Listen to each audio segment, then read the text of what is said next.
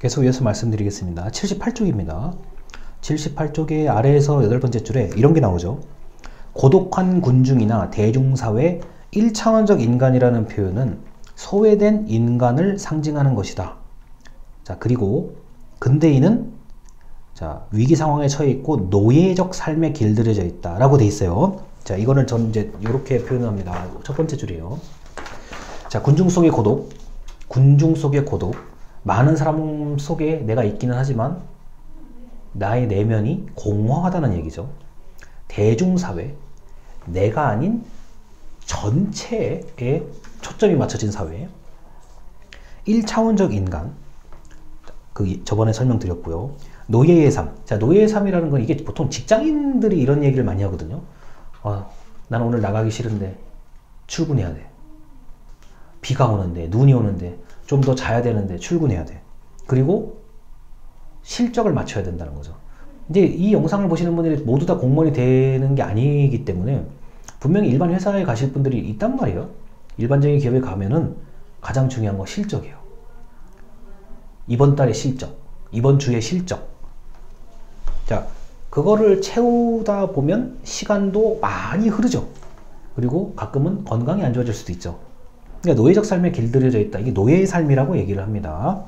자, 그리고 이제 79쪽에 좀 어려운 얘기가 하나 나오는데 이중사고라고 돼 있어요. 그 조지 오웰의 아주 우수한 얘기인데, 우수한 작품인데, 79쪽 위에서 작은 글씨 마지막 문제, 이중사고를 사용해야 된다라는 거예요. 자, 이중사고는 겉과 속이 다르게 행동해야 된다는 이 강력한 의식이 필요한 거죠. 1984년이라는 소설에 주인공은 거의 죽으려고 그러죠. 왜냐? 내 감정을 드러내는 순간 처벌을 받고, 내가 전체와 내가 다른 생각을 가지고 있다는 것을 드러내는 것 자체가 범죄죠. 그러다 보니까 억지로 맞춰야 되는 거예요. 나는 이미 너희들하고는 다른데 이거를 드러내면 이제 문제가 되니까 겉과 속을 다르게 행동해야 된다는 왜냐면 사람이 감정이 자기도 모르게 나올 수가 있고 자기도 모르게 생각이 나올 수가 있잖아요. 근데 1984 이 소설은 그것 자체가 그게 나오면 안 되는 사회이니까 아주 이제 정말 주인공이 애를 먹죠. 이중사고의 개념은 여기서 나오는 겁니다. 자, 그리고 좀 이상한 얘기일 수도 있는데 그 소설을 보면은 언어를 개량하는 규칙이 나와요. 맨 뒤 보통 부록에 이렇게 붙어 있거든요. 이 조지 오웰이 말하는 언어를 개량하는 규칙이라 그래서 형용사 없애고 부사 없애고 막 이런 얘기 나와요. 그래서 예를 들어서 영어 단어 좋다라는 굿이라는 단어 있잖아요. 굿의 반대는 bad잖아요. 자, 그럼 bad라는 단어 없애버리는 거죠. 어떻게 합니까? ungood이라고 단어를 조합해서 새로 만들어 버리는 거죠. 그럼 bad라는 단어 없애버리고 이런 식으로요.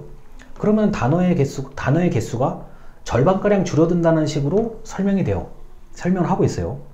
근데 이게 왜 그러냐면은 단어의 개수를 줄여버린다는 얘기는 그 사람의 사고의 범위를 줄여버린다는 얘기하고 똑같은 거예요. 굉장히 무서운 생각인데 섬뜩한 생각이죠. 근데 이거를 이미 당시에 이 조지 오웰이라는 철학자예요. 제가 볼 때는 작가라고 하는데 철학자입니다. 제가 볼 때는 단어의 개수를 애초부터 줄여가지고 어릴 때 그 단어만 알도록 만들어버리는 거죠. 그러면은 지배하는 사람 입장에서는 손쉬워지는 겁니다. 자, 여기까지 하고요. 79쪽에 아래서 네 번째 줄. 죽음의 확실성은 가능성으로 존재한다. 좀 어려운 얘기가 나오는데, 죽음은 확실해요. 죽는 것은 부정할 수가 없어요. 누구나 죽는다. 그렇기 때문에 이 죽음에 관심을 두는 철학자들은 누구나 죽기 때문에 그것을 염두에 두고 생활을 해야 된다. 어떻게 해요? 굉장히 주체적이고 능동적으로 생활을 하라는 얘기입니다. 그래서 이런 죽음에 관련된 좀 철학을 하시는 분들은 제일 이제 그 귀중하게 생각하는 게 시간이에요, 시간. 뭐, 그래서 존재냐, 시간이냐, 막 이런 얘기들 있거든요. 시간이 제일 중요한 거예요. 내가 당장 1분 뒤에 예를 들어서요. 1분 뒤에 죽을 수도 있는데, 그러면은 나는 그것을 그냥 당연하게 받아들이고, 좀 요새 말로 열심히 살아야 되겠다. 뭐 이런 얘기를 이제 하는 거거든요. 그리고 80쪽입니다. 80쪽에 두 번째 문단 마지막 부분이에요. 사람은 스스로 만들어가는 것 외에는 아무것도 아니다. 뭐 사르트르의 허무주의의 개념이라고 얘기를 할 수도 있는데, 이것도 마찬가지예요. 그러니까 내가 나를 만들어가야 된다. 내가 생각해야 된다는 얘기입니다. 그러니까 스스로 철학하라는 얘기죠. 자, 그리고 이제 81쪽의 맨 위에 줄입니다. 진정성의 의지라고 되어 있습니다. 자, 이거는 방금 전에 말했던 죽음하고도 이게 엮여요. 뭐 내가 어차피 사람은 죽을 거니 죽어요. 이건 확실하다. 다른 거는 가능할지 아닐지는 좀 모르겠는데 죽는 것만큼 확실하다. 그러니까 그 죽음이 언제 어떻게 다가올지 모르니까 네가 좀 주체적으로 의지를 가지고 진정성을 가지고 살아야 되지 않겠냐, 이거를 얘기하는 거죠.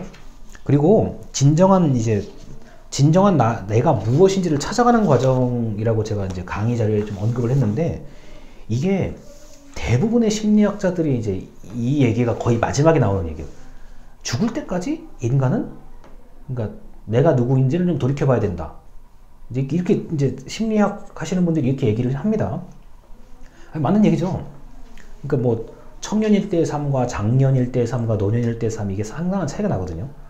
물론 과거로부터 이게 이어지는 인간이 많아요. 뭐 내가 어린 시절에 뭐를 겪어서 이게 지금까지 나를 나에게 영향을 주고, 많은데 이제 죽음이라는 상태에 이제 근접하고 있는 것이기 때문에 그 시간 안에 진정한 내가 무엇인지를 찾아가야 된다. 그런 노력을 해야 된다. 이렇게 보시면 되겠습니다. 이게 지금 대학 4년 내내 얘기해도 돼야 될, 얘기해도 시간이 좀 모자란 얘기를 지금 압축해서 하려니까 좀 들으실 때 약간 어려움이 있을 수가 있습니다. 일단 여기까지 하겠습니다. 감사합니다.